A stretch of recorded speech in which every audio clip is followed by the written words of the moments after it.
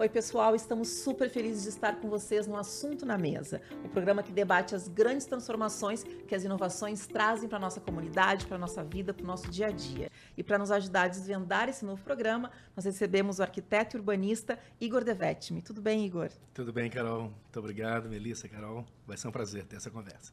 O Igor, ele é representante do Brasil no Grupo de Trabalho de Povos Indígenas da União Internacional dos Arquitetos. E ele tem vasta experiência na pesquisa de habitações ameríndias no Brasil. Seja muito bem-vindo, Igor. É muito bom você estar aqui com a gente. Eu até vou pedir para fazer um preâmbulo antes, que é falar um pouquinho sobre a importância desse encontro no espaço público, né?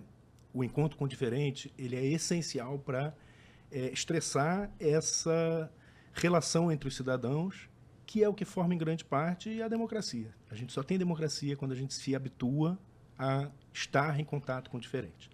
Nesse sentido, é muito importante que no desenho do espaço público, esse espaço seja de fato acessível a todos os corpos que frequentam essa cidade. A própria definição de arquitetura, ela fala sobre um espaço para abrigar as atividades humanas. Existe até uma expressão que arquitetos odeiam que seja usada, que é da arquitetura hostil. É quase uma contradição em si, o termo, já que a arquitetura é feita para abrigar, para acolher, e a gente vê nas cidades, especialmente nesse sistema em que a gente vive, capitalista, dentro da propriedade privada, nasceu essa prática de você usar técnicas de arquitetura, mas para fazer o oposto do que a arquitetura faz, que é repelir as pessoas. Então, isso começa no espaço privado, com grades, com proteções, com cacos de vidro em algum lugar para ninguém sentar, e aos poucos isso vai migrando, inclusive, para o espaço público, que é uma tragédia, porque o espaço público a gente estava falando sobre a importância dele acolher e dele promover esse encontro entre os diferentes, né? Essencial para a própria democracia. Então, no momento que isso começa a ser usado no espaço público, por exemplo, debaixo de um viaduto, pedras, porque imagina, aquelas pedras estão ali para impedir que alguém que já não tem direito a nada, tem todos os seus direitos mais fundamentais negados, e no dia de chuva ele não pode sequer deitar debaixo do viaduto para não ficar molhado, né? Então, isso é uma coisa importantíssima. Lá no Instituto de Arquitetos do Brasil, a gente teve um grupo de trabalho, inclusive, para falar desse tema, e que acabou gerando criação de leis em várias câmaras municipais e no Senado, uma discussão também sobre essa arquitetura hostil. Vou usar o nome que, aliás, não chegam a consenso nenhum, mas falam técnicas de arquitetura, mas ainda fala de arquitetura, design hostil, que ficam querendo empurrar para os designers, mas enfim. Não tragam para o design. É uma contradição em si o termo, mas é uma realidade. Sim. Que existe na cidade. A gente vive numa era de extremismos. Quando chega um extremista ao poder, aquele conjunto de dados pode se transformar num sério ataque à própria democracia. Então, a gente precisa se debruçar muito sobre papéis de regulação, sobre o que fazer com todos esses dados, que são importantíssimos. Tecnologias simples, né? Tecnologias podemos dizer que simples. Não é algo muito complexo. É isso. Mais próximo das pessoas, né? E tem a ver com essa conexão, com essa distribuição de informação cada vez mais eficiente, que está ali na palma da sua mão, né? E até temos que ter cuidado na hora de falar sobre isso, porque a gente parte da premissa que todo mundo tem um celular no bolso, né? Mas não é necessariamente assim. Isso também é um outro risco da tecnologia, que é aumentar ainda mais essas desigualdades, quando você não tem um acesso pleno, completo de toda a sociedade a essas tecnologias. Então, esse é o outro grande gargalo. A gente garantir que, se são tecnologias que vão nos ajudar a, em última instância, nos manter vivos, essas tecnologias precisam estar distribuídas por toda a sociedade também. Em primeiro lugar, a questão da geração de energia a partir de fontes alternativas. A gente, nas últimas décadas, começou a descobrir cada vez mais, começando com a energia solar, como você está falando, mas cada vez mais outras fontes de energia, que a gente, inclusive, equivocadamente chama de fontes de energia sustentáveis. Nenhuma delas é 100% sustentável. O conhecimento de sustentabilidade ainda é muito equivocado. É muito raso e está muito na boca de todo mundo. O importante é que são fontes de energia renováveis. Embora, claro, você vai precisar minerar, arrancar metal a fórceps de dentro da terra para poder construir um painel solar, ou uma bateria de um carro elétrico, ou um moinho de vento, ou enfim. Acaba que isso vai ser implantado no lugar de quem tem menos voz. Então, é muito importante que a comunidade possa criar condições para discutir essa implantação também. Os quilombos sofrem muito no Brasil, né? Essa apropriação do espaço para ações de tecnologia, de renovação, de, enfim, ocupação daquele território. Todas as comunidades que têm menos voz, os quilombos, as comunidades indígenas, acabam não sendo ouvidas. Isso é é uma reivindicação já histórica desses grupos. Sim.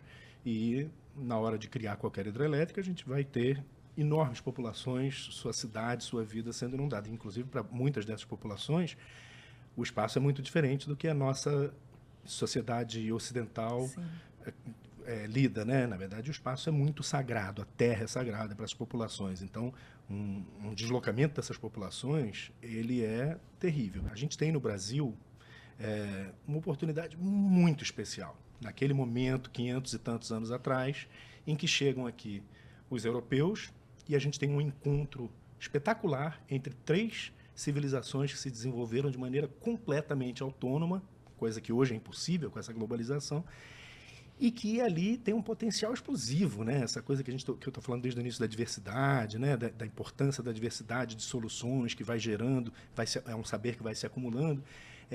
Mas, infelizmente, naquele ponto em que a gente chegou, a tecnologia europeia, que era muito boa em conquistar, em dominar a natureza, era uma tecnologia bélica muito avançada, de alguma forma fez com que esse povo europeu que chegou aqui entendesse que tinha o direito de subjugar essas outras 2 culturas riquíssimas que estavam chegando ali com muitos saberes, tecnologias sociais, tecnologias ambientais desenvolvidas ao longo de muitos anos de maneira muito mais interessante, inclusive, do que lá na Europa, onde se fazia cidades de pedra, cidades que deixavam cicatrizes depois que aquela civilização já foi embora, já nem existe mais, as cicatrizes continuavam ali na terra.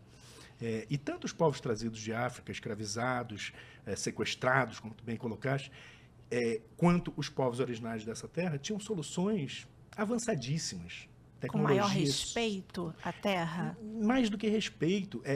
Vem do respeito, claro, mas é com uma harmonia tão grande que os povos que aqui haviam, eles viviam numa comunhão, numa sinergia que os próprios europeus não conseguiam enxergar.